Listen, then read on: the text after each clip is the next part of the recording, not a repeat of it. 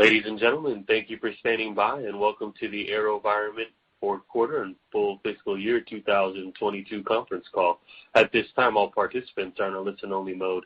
After the speaker's presentation, there will be a question-and-answer session. To ask a question during the session, you'll need to press star 1 on your telephone. Please be advised that today's conference is being recorded for replay purposes.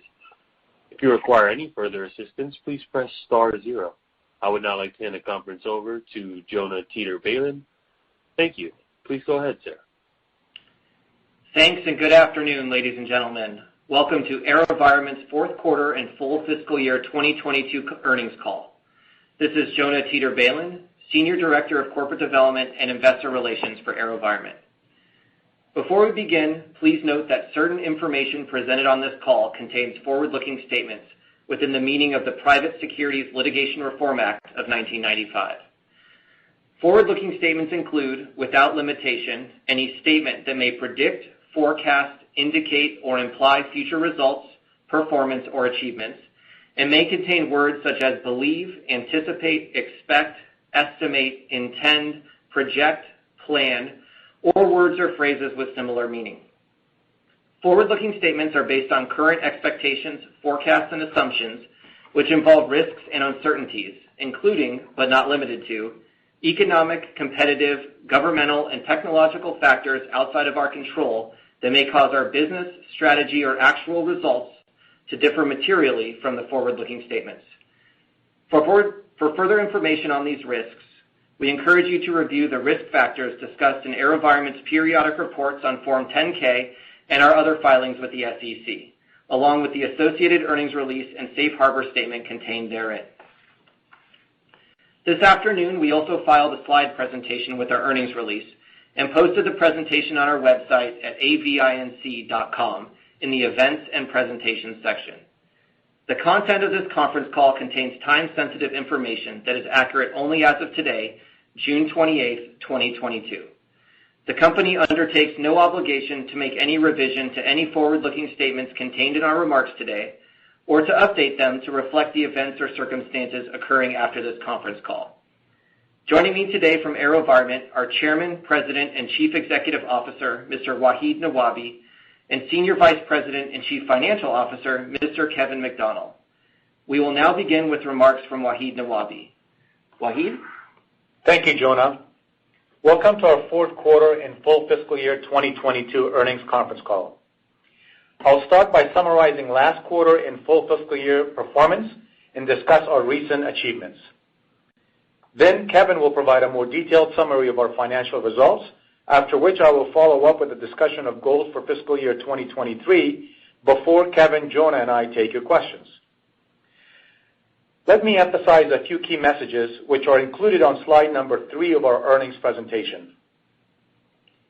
First, our team executed well during the fourth quarter, enabling us to meet our guidance for the year despite continued supply chain constraints, elevated material costs, and tight labor markets.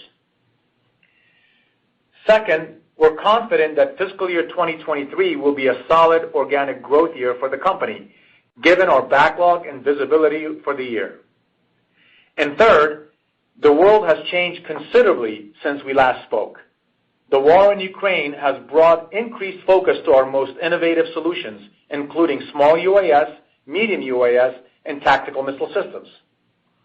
We anticipate benefiting from strong and sustained demand from multiple domestic and international customers going forward. Before I provide greater detail on these themes, let me summarize our financial results for the quarter and fiscal year. We delivered fourth quarter revenue of $133 million compared to $136 million last year, and an increase of about 47% sequentially from $90 million in the third quarter.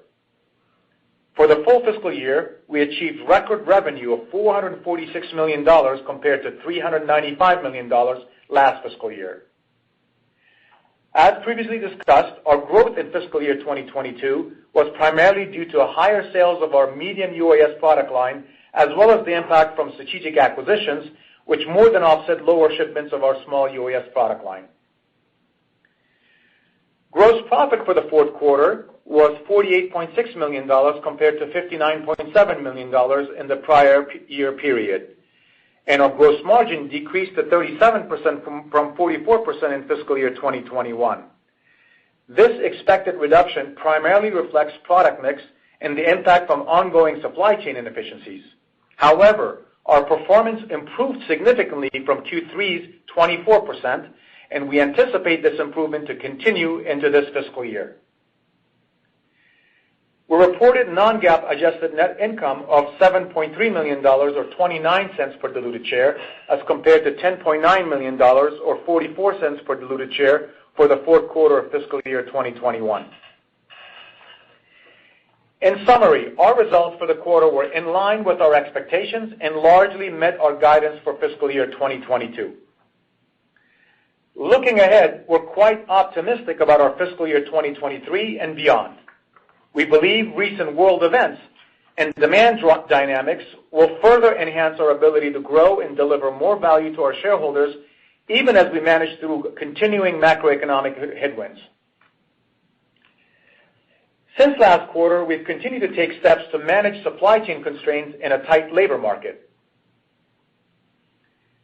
With regards to supply chain, we're now in direct contact with component manufacturers such as Intel and NVIDIA to improve material lead times. We're also working directly with the Office of the Secretary of Defense to prioritize our raw material orders due to the Ukraine conflict. Finally, we've decided to buy inventory well ahead of our current forecasted needs to ensure stability of supply for this year and beyond. While we expect supply chain constraints to persist through this coming fiscal year and even longer, we believe these additional steps and those we've previously taken will improve our ability to meet increasing customer demand for our innovative solutions. In regard to tight labor markets, it's still a challenge to find and hire the top talent we need to support our continued growth. In addition to the steps I outlined last quarter, we're reprioritizing certain development activities to ensure the most important and urgent programs get the resources they need. That said, with the passage of the fiscal year 2022 defense budget, we now see some increased urgency in the U.S. DoD's acquisitions and contracting for the remainder of the government's fiscal year. This is a result of two primary factors currently in play. First, there is an urgency within the U.S. Department of Defense to obligate the remaining funds on approved programs and task orders now that an omnibus budget is in place. The government is no longer constrained by a continuing resolution and at the same time has approximately 3 months to finalize and fund numerous programs. And second, AeroVironment has received increased attention lately because of the relevance of our innovative solutions in relation to the war in Ukraine. Now, before turning the call over to Kevin, I would like to provide an update on current developments within our individual product lines. I'll start with our tactical missile systems product line, where we have experienced significant heightened interest recently, primarily due to the war in Ukraine. Switchblade is highly relevant to the current conflict in Ukraine, given its unique advantages compared to any other weapon or missile system, including its longer range, significant loitering time on target, precision strike capabilities, and patented wave-off capability, to name a few. In April, I met with the Ukrainian ambassador and defense attaché. Since then, Ukraine has effectively used our Switchblade loitering missiles, which they have received through the U.S. Department of Defense as part of the presidential drawdown orders. Not surprisingly, Ukraine has asked for many more, and recent congressional legislation authorizing $40 billion in military and humanitarian aid signed by the president on May 21st should help provide additional quantities. While the timing of such task orders is still being finalized, we anticipate a significant positive impact to our fiscal year and beyond, given the U.S. Army's plan to procure Switchblades for the European theater, particularly within NATO countries in Ukraine's proximity. I'm also pleased to inform you that we have been successful at attaining the U.S. government's approval to sell Switchblade 300 and Switchblade 600 to more than 20 of our allies around the world. We are now fielding FMS and DCS requests for Switchblade 300 and 600 from several allies seeking these innovative solutions. We're also experiencing increased demand for the Switchblade 300 sensor-to-shooter solution and our other small and medium UAS platforms such as Puma, Raven, Wasp, and the Jump 20. Further, we're seeing increased interest from industry partners such as Northrop Grumman to develop additional variants of Switchblade for new and expanded mission sets. In summary, all these positive and encouraging developments will take some time to mature and translate into orders and backlog.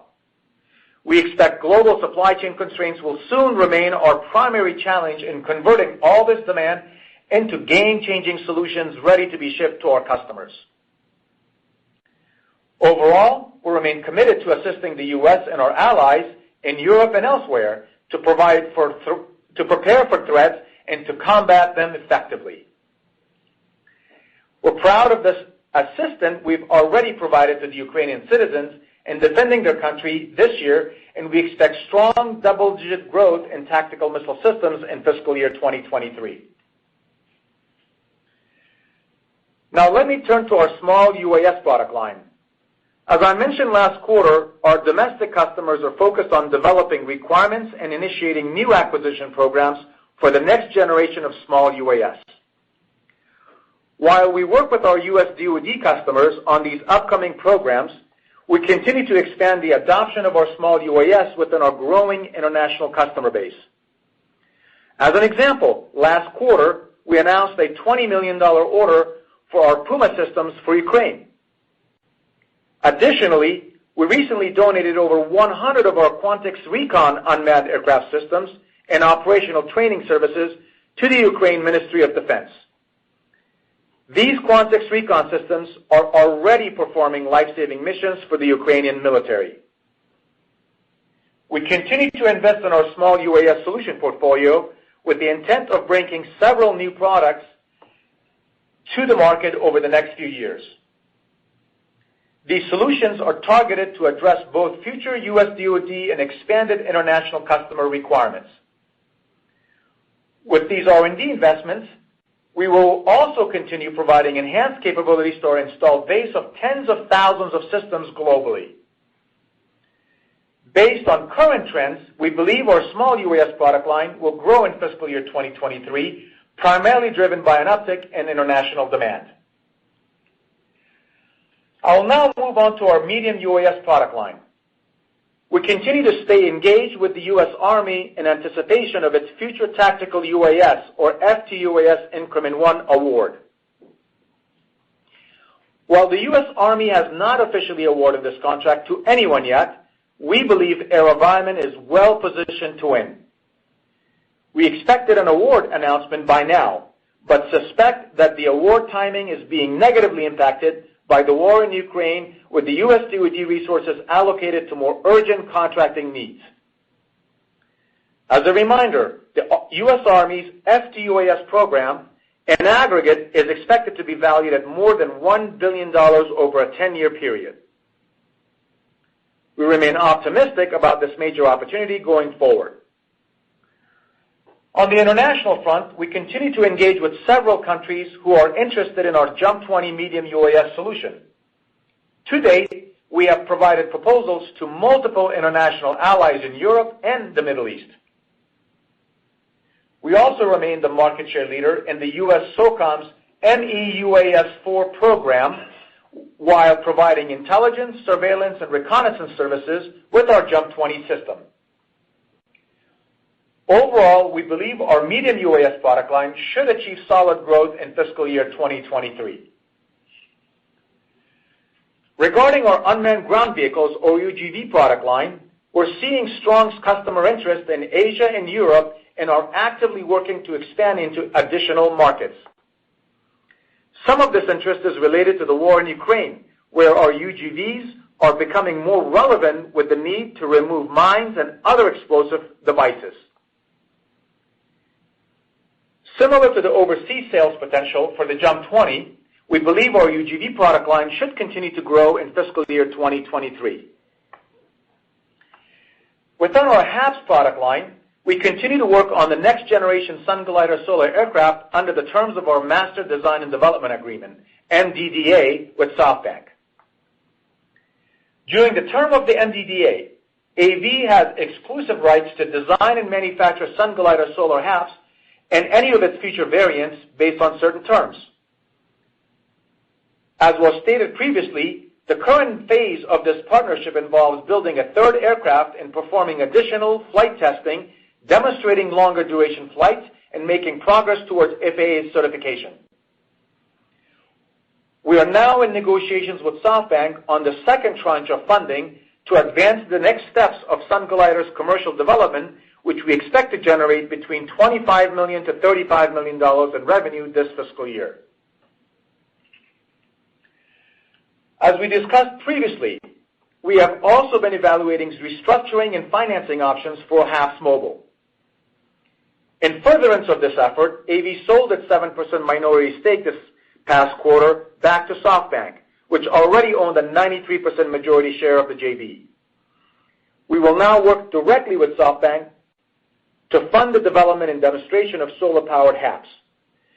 Regardless of the sale, both companies remain fully committed to our partnership and realizing the market potential for delivering stratospheric telecommunications services. And finally, our McCready Works Advanced Solutions Group is actively engaged with several customers to develop next-generation autonomous multi-domain robotic solutions. Notably, we're now engaged with NASA's Jet Propulsion Laboratory on a future diversion of the Mars helicopter, following Ingenuity's incredible success. Additionally, this past March, the Ingenuity Mars helicopter and our team of engineers received the 2022 Collier Trophy. As a reminder, the Collier Trophy is considered the most prestigious industry award in the field of aviation. We are very proud of our talented team's accomplishments in this incredible history-making achievement. But we're not stopping there.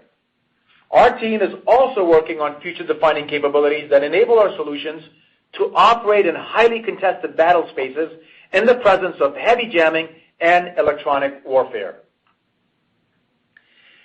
In summary, AeroVironment is well positioned for organic growth as we experience continued robust demand for our portfolio of intelligent multi-domain robotic systems. At the same time, we remain committed to actively managing the headwinds facing our industry and economy. We're excited to continue building on this momentum to drive greater shareholder value in fiscal year 2023 and beyond. With that, I would like to now turn the call over to Kevin McDonnell for a review of fourth quarter financials. Kevin? Thank you, Wahid. Today I will be reviewing the highlights of our fourth quarter and full year fiscal 2022 performance, during which I will occasionally refer to both our press release and earnings presentation available on our website.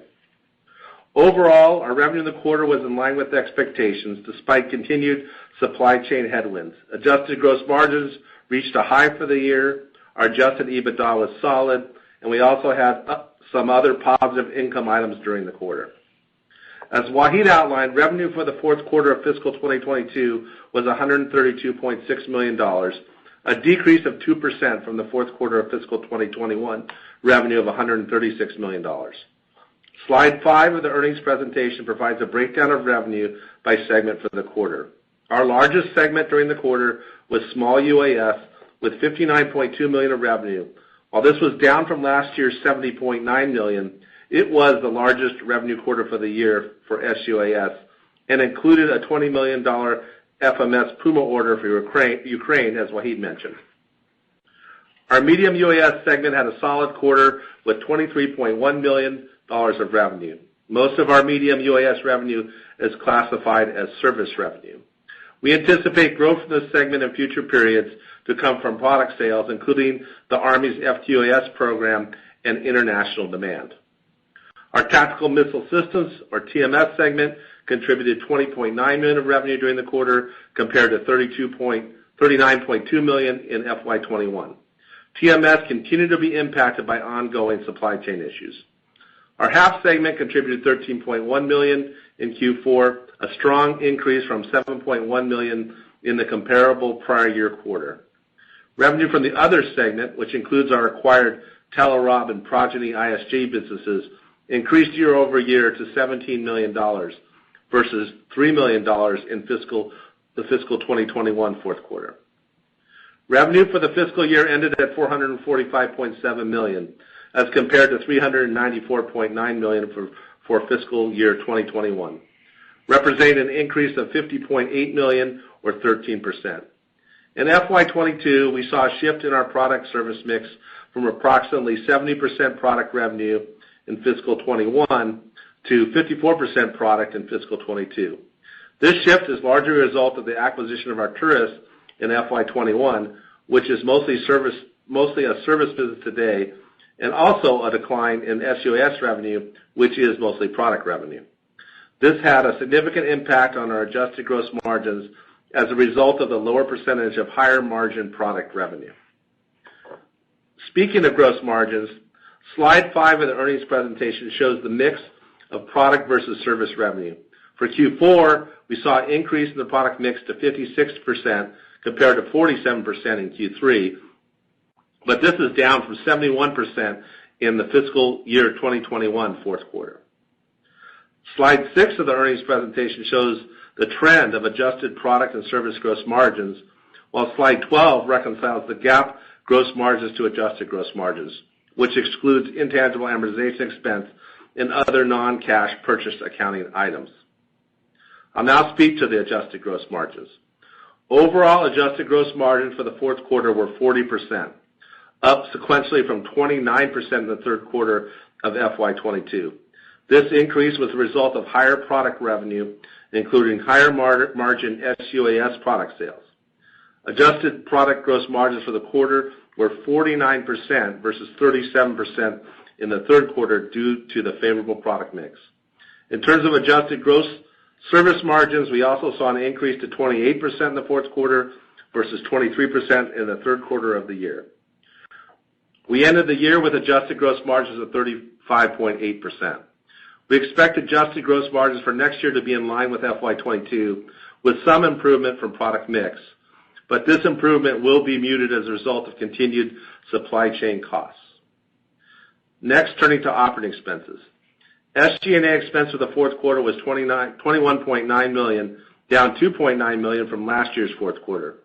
SG&A includes intangible amortization and acquisition-related expenses of $4.3 million in Q4 fiscal 2022 and $6.7 million for the fiscal 2021 fourth quarter. Excluding intangible amortization and acquisition-related expenses, SG&A for the fourth quarter was $17.6 million, or 13% of revenue, compared to $18.2 million, also 13% of revenue in the prior year period.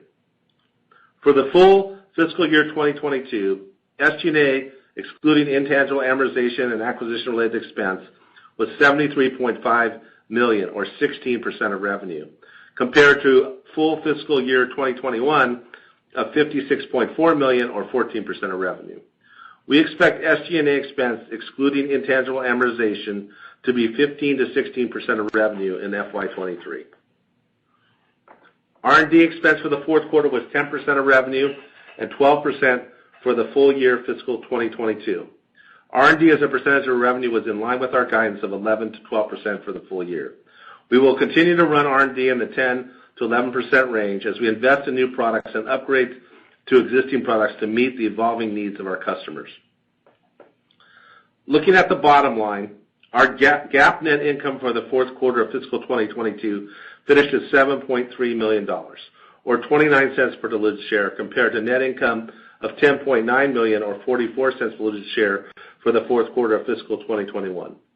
Q4 net income benefited from a $6.5 million gain on the sale of our stake in the HAPS-Mobile JV and equity investment income of $4.4 million related to both the HAPS-Mobile JV sale and other investment gains. However, we did some catch-up on the tax division during the quarter, resulting in a $15.5 million expense, which represented over 80% of our pre-tax income. For the full year of fiscal 2022, we generated a GAAP net loss of $4.2 million, or negative 17 cents per diluted share, compared to net income of $23.3 million, or 96 cents per diluted share for fiscal 2021. The $27.5 million reduction in net income was primarily due to a decrease of $53.2 million in operating income, which was largely the result of an increase in intangible amortization expense from acquisitions and other non-cash purchase accounting adjustments of $29.2 million, and a decrease in gross margin due to changes in sales mix mentioned previously. We also had increased interest expense of $4.8 million and an increase in other expense of $2 million compared to FY21. The lower operating income and additional interest expense was partially offset by a tax benefit for the full year of $10.4 million versus a tax expense of $539,000 in FY21. Also, the gain from the sale of the HAPS JV equity stake of $6.5 million and the income from our equity method investments of $4.6 million versus a loss of $10.5 million in FY21. In terms of adjusted EPS, slide 10 of our earnings presentation shows the reconciliation of GAAP and adjusted or non-GAAP diluted EPS. The company posted adjusted earnings per diluted share of 30 cents for the fourth quarter of fiscal 2022 versus $1.04 per diluted share for the fourth quarter of fiscal 2021. We have excluded a 26 cents per share gain from the sale of our HAPS Mobile JV equity stake in our adjusted EPS.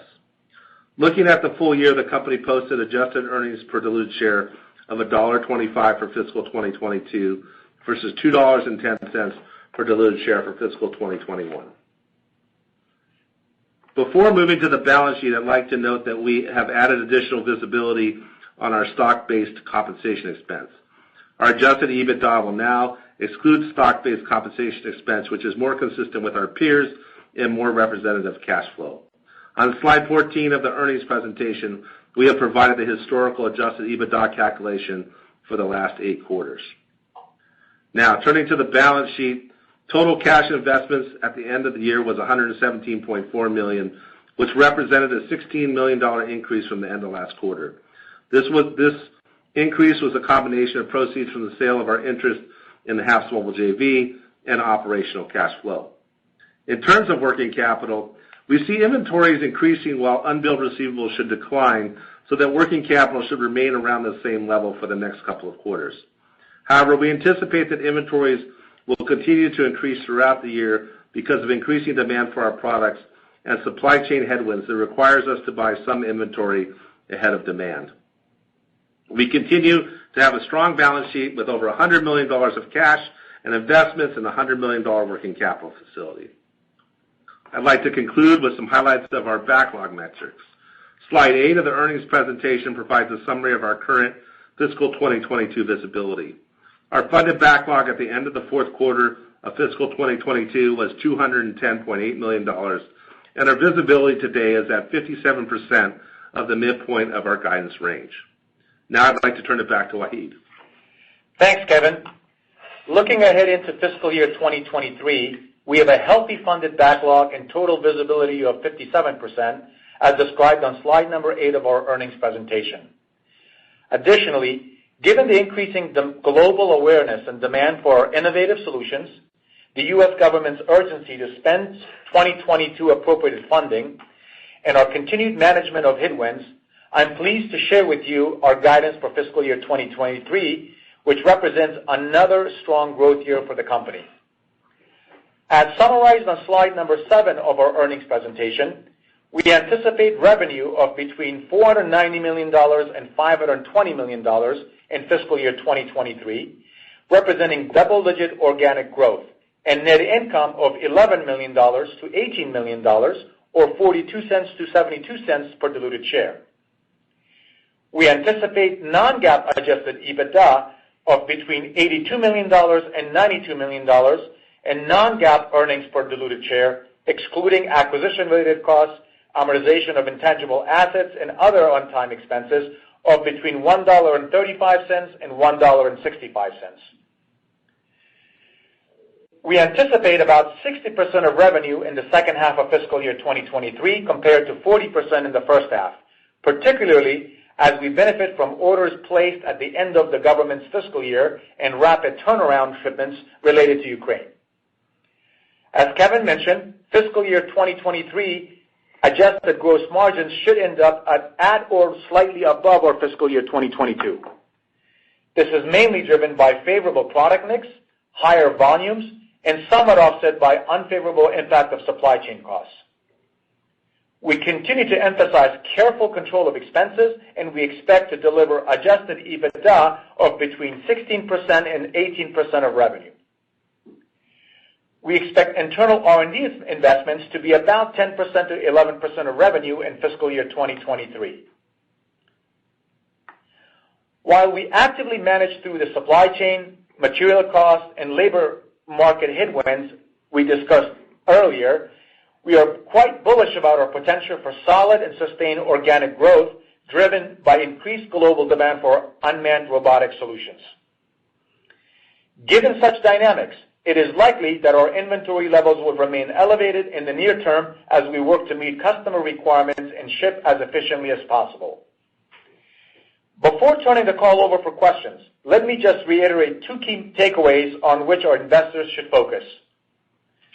First, we met our revised guidance for fiscal year 2022, overcoming many challenges, including the pandemic, supply chain constraints, inflationary pressures, a tight labor market, and the prolonged continuing resolution. As we enter fiscal year 2023, we will continue to work towards improved results that drive sustainable long-term value. And second, the future looks bright for AeroVironment. While we are entering fiscal year 2023 with a healthy backlog, we anticipate increasing orders in the quarters to come, driven by strong global demand across many of our platforms. We're particularly encouraged by the growth anticipated within our tactical missile systems and medium UAS product lines. Our products and services, by and large, enjoy strong bipartisan support in Congress, and we anticipate several orders prior to the end of the government's fiscal year, with even higher shipments in calendar year 2023. An improving product mix should also increase gross margins going forward, leading to overall improved bottom line results. I would like to again thank you, our employees, for their incredible hard work and focus throughout a very challenging year. Their steadfast dedication to AeroVironment and our innovative solutions have made us a leading brand in the defense industry, not just in the United States, but all over the world. I am proud of their accomplishments and the assistance we have been able to provide our military, Ukraine, and our other allies during a very difficult time. I'm also grateful for our long-standing shareholders who support us and share our passion for our mission. We are dedicated to making sure that our investors, as well as our customers and employees, benefit from everything we do in the years to come. And with that, Kevin, Jonah, and I will now take your questions. Thank you. As a reminder, to ask a question, you will need to press star 1 on your telephone. To withdraw your question, press the pound key. Please stand by while we compile the Q&A roster. Our first question comes from Austin Moeller with Canaccord. You may proceed. Good afternoon, Wahid, Kevin, and Jonah, and congratulations on getting the approval for the 20-plus U.S. allies for Switchblade. Thank you, Austin. Thanks, Austin. So my first question is just essentially around that. You talk about the backlog visibility for next year. We've got 20-plus countries that have been approved now, and the bottleneck here is around the supply chain. So if the supply chain issues ease, maybe there's less cryptocurrency mining or something, and so there's more GPUs available. I guess how much visibility do you have for TMS into next year, and could that change? Sure, Austin. So you're absolutely right that one of the gating factors for our fiscal 2023 will remain to be the supply chain constraints. I believe that the timing of the contracting is going to be resolved and addressed sooner rather than later. Our proposal activity for our Switchblade and tactical missile systems and other products in general is fairly healthy and strong. And we believe that it also is going to represent a very long-term growth opportunity for us. Supply chain remains to be the biggest challenge in my view. And as I said on my remarks, because we have the most innovative solutions that uses the latest, greatest technology in terms of components, semiconductors, graphic processors, et cetera, that is very, very tough to get in general. And we're not a very large consumer of these relative to other players in the consumer industry and other industries. So it is really difficult. We are tackling that on a daily basis. We have a heavy, heavy focus on that. The numbers could really change quite significantly in both directions as a result of that, because it's a very unpredictable environment. However, we have taken pretty much every single measure that we think it's possible, that's in our control, to mitigate those risks and make sure that we can deliver another growth year. We feel confident that we will, as I provided the guidance, and it will be another double-digit top-line growth for us. But more importantly, we're going to hopefully also build a very strong backlog that we will benefit from in the years to come. Great. And just to follow up on that, is how does being in direct contact with like NVIDIA and Intel compare to having like a DX or a DU order status? And is that still potentially in the cards? Yes, absolutely. So the DU orders, we currently do receive them. The challenge with DU orders are from the U.S. DoD is that we're not the only ones who are getting those, and there are others who are also getting the DU orders. So DX, however, would be significantly a positive impact. We're currently working with the U.S. Department of Defense, the Office of the Secretary of Defense, directly on that. They have been very actively engaged with us. We're in very, very frequent communication with them, literally on a weekly basis. And they've tried to mitigate many of those risks so far, and they'll continue to do that in the future. However, a DX-rated order, we have not received those yet, and we're still working on that. If that were to be the case, the situation could change significantly for us because that'll put us right in front of the line. The number of orders in the U.S. DoD's ecosystem that receives a DX rating is very, very minimal, extremely small relative to any other type of order. So that will obviously put us much higher in the prioritization list, Austin. Okay, fantastic. Congrats and thanks for all the details. Thank you, Austin. Thank you. And as a reminder, please limit yourself to one question, one follow-up. Our next question comes from Ken Herbert with RBC. You may proceed. Yeah, hey, good afternoon. Hey, Ken. Hi, Ken. Hey, Ken.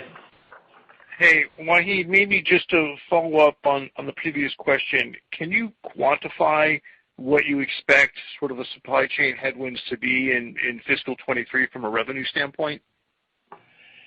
Ken, it is a very, very fluid subject or topic and issue because on a regular basis, daily basis, the supply chain challenges change and in one direction or another. They range from issues related to the microelectronics, to semiconductors, to components, but also now it's started to lately, it actually has even gone into some of the material that we use in composites. As you know, many of those material is oil-based, so the issues with supply of oil and the prices of oil has affected composites, and I believe that's going to continue going into fiscal year 23 and even calendar year 23 as well. In terms of the size of that for us, I mean, it could be significant, tens of millions of dollars. Our ability to make product and deliver product remains quite strong, quite good. But it's really the two challenges that is related to contract timing, how fast can the U.S. DoD and our allies can move through the process of acquisitions and convert those requests and demands into actual contracts, and secondly, being able to secure the parts and material. Currently, we've already, for many, many months, placed at-risk orders for supplies of materials for supply chain. But since those are at risk, they're at commercial rating. So they don't have a priority with our suppliers because we're buying those components at risk today, unless there's a DoD order associated with it that has a rating. So that makes it a little bit challenging. However, we expect this year to be another growth year, despite all those factors. Right. I mean, we've included that in our numbers. I mean, we've already, included the thought of supply chain headwinds into our guidance range. That's right. And so we expect another growth year this year as well. Okay. No, I would imagine you've effectively, or at least tried to de-risk the guide for 23 to reflect, these headwinds. I guess one other question: what do you expect in terms of timing? And I guess it's related, but as the U.S. looks to rebuild inventories, perhaps of the Switchblade 300, do you get a sense that those inventory levels will be completely rebuilt? And is the issue just about your ability to obviously deliver those, or what should you expect in terms of timing of the inventory restocking? So the short answer, Ken, is definitely yes. We see all the signs and signals from our customer, which we're very closely in contact with, that the U.S. DoD is planning on replenishing all the inventory levels that they had pre-Ukraine war, maybe even higher, because the efficacy and the relevance of our Switchblade family of systems have been extremely positive given the conflict that's going on out there and the usage of it. And so in general, that's one factor. The second factor that we should take into play also is that there are several countries, primarily in Europe, that have all made requests both through FMS and DCS cases for proposal and request for acquiring Switchblade, and some of our other small UAS systems and medium UAS systems too. So I see it not only the demand from the U.S. domestic DoD customers, but also to fulfill and backfill the existing depletion of inventories, but maybe even increasing that to some extent. But additionally, on top of that, we've got approval for 20-plus countries to be able to sell Switchblades to, and many of them have already made requests, and those will eventually convert into orders, we believe. The difficulty is exactly when. That timing is very difficult to predict, but we're engaged with them, and they're all moving in the positive direction. It'll take some time for that to convert to actual orders. Great. Thank you. You're welcome, Ken. Thank you. Our next question comes from Louis DePalma with William Blair. You may proceed. Wahid, Kevin, and Jonah, good afternoon. Hey, Louis. Hi, Louis. Hey, Louis. For the 20-plus export approvals for the Switchblade, does that cover the Switchblade 600 in addition to the Switchblade 300? Yes, Louis. Almost every request that we've received includes both Switchblade 300 and 600, and the approval from the State Department and the U.S. government is for both Switchblade 300 and 600 sales for international allies, 20-plus countries. Great. And Wahid, can you speak in general about the progress for the Switchblade 600, as the media report seems to suggest that for the shipments to Ukraine, the vast majority have been for the 300. So has there been any limitations in terms of shipping the 600, and is it fully ready, or do more trials need to be done for it to be fully ready for service?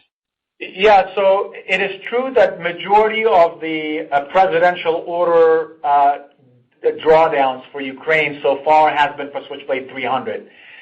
The main reason for that has been not the readiness of the product, mostly has been the availability of inventory in the U.S. stockpile of Switchblade in general. So that's been the driver for it. In terms of the product readiness, absolutely, the product is ready. We are a strong believer in it. Ukrainian military has requested more of both Switchblade 300s and especially 600s. And Switchblade 600 is very unique in its capability. It's one of the very, very few missile systems that have much longer standoff distances. 20 times further than a Javelin missile, with essentially the same warhead, that allows the Ukrainian military to take positions and target Russian military at distances where they're not at harm's way. And that unique feature of Switchblade alone makes it extremely strategically important to the Ukrainians. And we're ready to provide them more. Obviously, contracting and supply chain continue to be the two top limiting factors.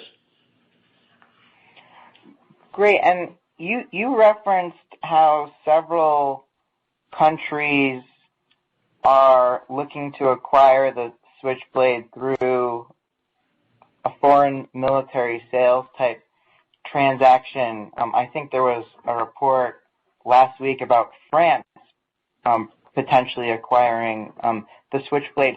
How long do you expect it to take for some of our allies to evaluate a Switchblade procurement? I know you just mentioned how the big question is when, but how long does it take the allies in general to be comfortable with doing trials? Sure. So we believe, based on our interactions and communication and engagements, both for the U.S. DoD as well as with these foreign militaries, all allies, is that they're pretty much convinced and sold on the efficacy and the capability of Switchblade. They have, most of them are already our existing customers for small UAS, 50-plus countries, and so they understand and know Switchblade quite well. In addition, during the last 15 years, in the Middle East as well as Afghanistan, most of our allies have been with the United States witnessing the efficacy of Switchblade in those theaters. So there's very little, in my view, concern or doubt in their mind that Switchblade could be valuable to them or they have to evaluate it. For them so far was really an awareness and the ability for the U.S. to provide approval. I believe that this is going to move through the process. You are correct that France, there was a public news about it, and they made some statements that they are going to acquire Switchblade. They are engaged with us. They are requesting that. We're engaged in that process. It's not going to be overnight. These things do take time. It's a process that they got to go through the U.S. DoD, and they understand that. And it's never fast enough for anybody's desires, really, in my view, except our adversaries. So other than that, we believe that majority of this is going to convert to orders and backlog in the next not only few quarters, but maybe a couple of years even. And to me, these are all initial customers. Just like the U.S. DoD, I believe that longer term, once they establish a program and requirement and uses for this, that will continue to become a line item for them that they would continue to fund and acquire more of over the years to come as we progress through the process with them. Thank you. Our next question comes from Pete Skibitsky with Alembic Global. You may proceed. Hey, good afternoon, guys. Good afternoon. Guys, your guidance for TMS in fiscal 23, can you give us a sense for how firm your expectations are for what that split is between domestic and international revenue?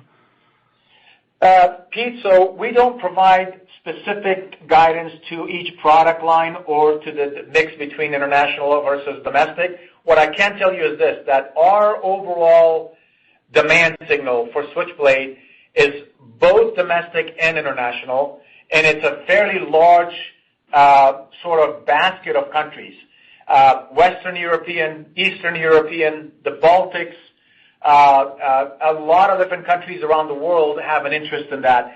Now that we've received the export approval, the approval for sale of the product internationally, I think this is going to encourage even more countries to engage, coupled with the conflict that's going on in Ukraine. Overall, though, this year, by far the biggest factor in Switchblade's growth is going to be sooner, not contracted timing, but rather supply chain constraints. And how much we can address that and how much more we can solve that, and that'll improve over time, that'll help us throughout the year, and we'll keep you updated as that changes. But right now, we feel good about our guidance. We feel good about our business, another year of growth, and our Switchblade and our other product line will continue to grow, and we're in a good spot in that regard. Okay. Let me ask you more on this $40 billion Ukraine funding initiative that you referenced. Have you guys been able to get any fidelity into, specifically maybe how much small UAS might be in there, how much TMS might be in there? Have you been able to see any kind of specific line items? Pete, yes and no. Yes, we are very engaged in that, and we're very aware that we want to make sure that there's a reasonable amount for our Switchblades. We do know that the Ukrainian military specifically expressed more Switchblade 300s and 600s that they need for their conflict. And we could see from today's conflict and what's going on in the news that capability such as Switchblade 600 is actually vital to their success. It's imperative for them to have it. The specific details are not really disclosed yet publicly, and for confidentiality reasons, I need to be cautious of that for the sensitivity and safety of our customers. Okay, thanks, guys. You're welcome. Thanks, Pete. Thank you, Pete. Thank you. Our next question comes from Brian Ruttenberg with Imperial Capital. You may proceed. Yes, thank you very much.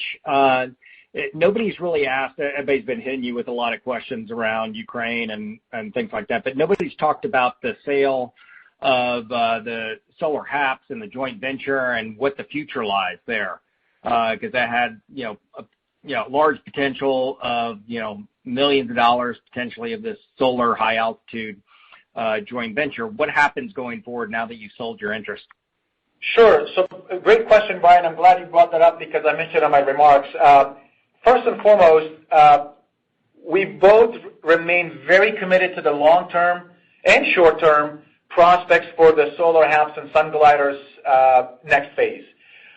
We have been funded, as you know, for the last many years through Softbank, through the JV. We did sell our shares, and that was primarily a request from our partner. They were already a very large majority shareholder of the joint venture, and for various reasons, their own reasons, they wanted us to sell that minority share to them. However, in no way does that should impact our commitment on both sides to the short and long-term prospects of working together and being committed to the long-term value creation opportunities that represents for us. We're right now actively engaged with negotiating the next tranche of the contract with Softbank directly. So it really means just a difference in contract vehicle for us in that regard. There are several other value creation opportunities with the solar HAPS business venture for us. We're still the exclusive designer of the airplane. We're still the exclusive manufacturer of the airplane for the joint venture with specific terms. We still have exclusive market access to that platform for defense applications globally except Japan. So those things do not change.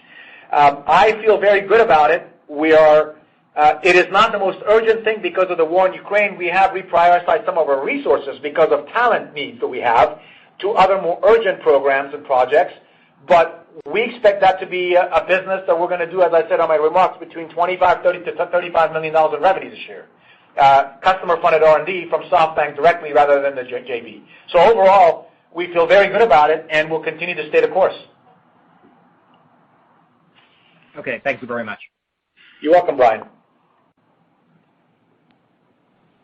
Thank you. And as a reminder, to ask a question, you'll need to press star 1 on your telephone. Our next question comes from Ken Herbert with RBC. You may proceed.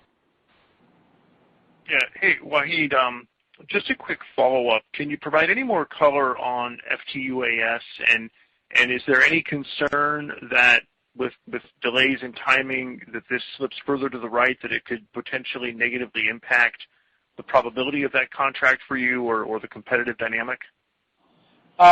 Ken, great question. Short answer is always delays are not good. We don't view any delays to be positive. But however, we're in very frequent communication with the Army's program office for FTUAS. We believe that our odds of succeeding in that program is quite strong. We were surprised that they did not award this yet. Our suspicion is that mainly that's because of the heavy urgency that is put on U.S. DoD's contracting resources to shift resources towards the Ukraine conflict and contracting for those. And we feel that urgency, and we feel that from the other side, of course, because we have Switchblade needs, or our customers do, that affects it. So, delays are never good in my view. However, we're committed to that program. The Army is very committed to that program. That does increase the risk a little bit, but we like our chances, and we like our position in that. We believe that our solution is the best solution amongst all the competitors, and we have performed quite well so far with the Army F2ES competitions and different fly-offs that they've had. So when they're going to be able to get this done, it's really difficult to put a specific timing on it. We'll keep you updated. Based on their latest, they're really trying hard to do that as soon as they can. Okay. That's helpful. If I could, just one quick follow-up as well. There's been a lot of press on other companies that have had success in selling loitering munitions into Ukraine recently. Are you at risk of losing share because of some of the supply chain disruptions, or how would you characterize the competition now? There seems to be more competition perhaps in this marketplace, and what's the risk that supply chain holds you back as you look at that environment now? Great question again, Ken. I'm glad that you asked that question. We think about that on a very, very daily basis almost. We take competitors very seriously, and as you know from our track record, we've done quite well there. We do not believe that the products that are out there really are the same as Switchblade 300 or 600. The technical performance, the actual operational performance of Switchblade 300 and 600 is incredibly unique and compelling and unmatched. And further to that, we actually have some specific patents that defend competitors in that space. So, for example, the wave-off capability of Switchblade is patented. We own the patent on that. And so that's one thing. The second thing is you are absolutely right that this higher awareness and demand for loitering missiles in general has increased the number of competitors and investors to go after this market more aggressively. I think that that's going to generate more competition, no question, but we as a company, as a team, are very aware of that, and we like our odds, and our track record really bodes well for us.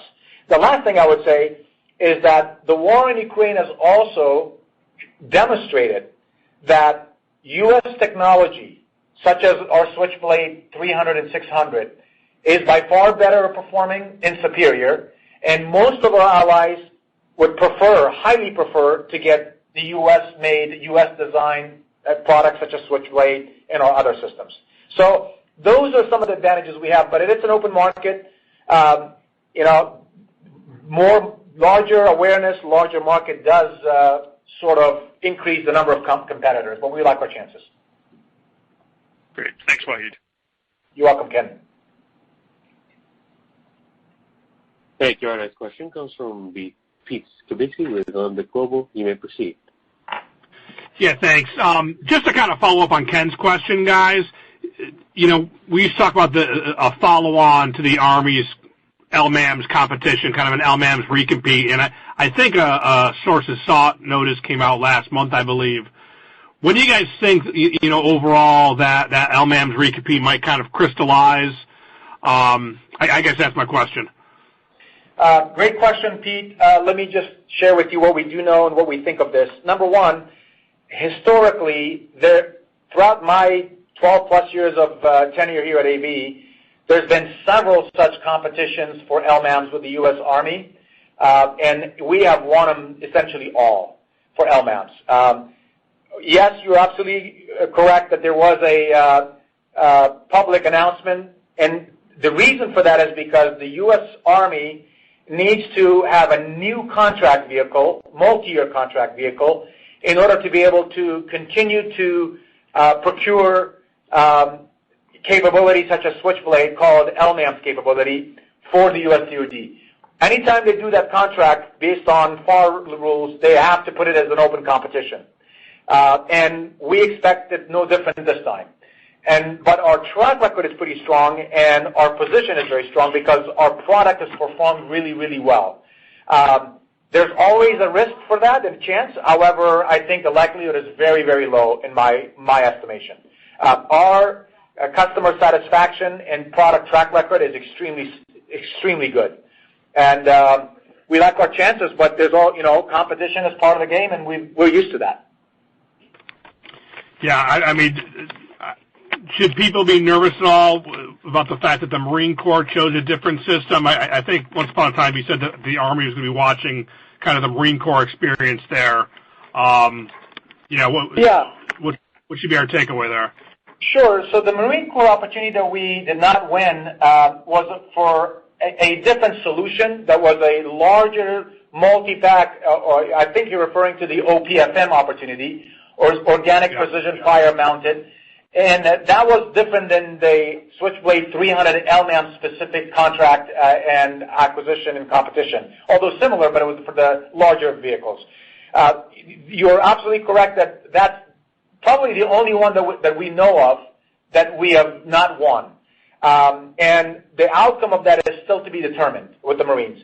The U.S. Army does have its own sort of a similar requirement that we're tracking. And we're also going to be sort of pursuing that separately. And we like our chances there too, and we're working on those with other variants of our Switchblade, as I mentioned in my comments. But in this particular case, I don't believe that our customers and shareholders and others should be that concerned with the LMAMS competition for the U.S. Army. We always take that very seriously, but we like our chances. There's always a risk, but we like our chances. Right. Okay. Thanks for the color, guys. Thank you, Pete. Thank you. Thanks, Pete. Thank you. Our next question comes from Louis DePalma with William Blair. You may proceed. Hi, Wahid and Kevin. One final quick one. Do you still expect to ship your third Sunglider to Softbank this calendar year, or has your focus on Ukraine delayed production of that third aircraft? We are not expecting to deliver the third aircraft this year, Louis. We are working on that airplane and the development of it, as well as the improvements that we've learned from the first 3 flights. So the funding that we currently have from Softbank and the funding that we expect to get in the next several months that will fund us throughout fiscal year 23 will not get us to the full delivery of that airplane. That'll be further out beyond this fiscal year. And yes, you're right. It's mostly because of 2 reasons. One is that we have to reprioritize resources based on engineering talent and cater to more urgent needs. And second, that is more of a longer-term play. Delivering an airplane quickly for that is not going to really move the needle much. What's more important is that we get the right airplane designed, test it, and get it certified through FAA and other agencies like that, which we're working with Softbank on, and that'll take more than 1 year to get achieved, as I've said before. So overall, though, we're committed. Softbank's committed, but the delivery of the airplane is not planned for this year. Okay, and is there any timeline on when you expect to potentially receive the FAA certification? Louis, that is definitely, it's going to be further than this fiscal year. Okay. That certification process is a pretty long process. It's the first time in the history of aviation, to our knowledge, that FAA is going to certify a stratospheric airplane, especially an unmanned airplane of this nature. We are engaged with them. It's going to require a lot of testing, but it will be beyond, in my view, it will be beyond fiscal year 2023. Do you need the third aircraft to get that certification, or are they able to certify the second aircraft, and that would also be applicable for the third aircraft? No, you would need it because the FAA is going to test the airplane's flight. We have to do a lot of testing, and they also have to approve the manufacturing process besides just the design process of the airplane. Both, and there's going to be extensive flight testing as well, Louis. Okay. Yeah. That makes sense. Thanks, Wahid, and thanks, Kevin and Jonah. Thank you. Thank you, Louis. Thank you. Ladies and gentlemen, this concludes today's conference call. Thank you again for participating, and we look forward to speaking with you again next quarter. You may now disconnect. Thank you. Thank you.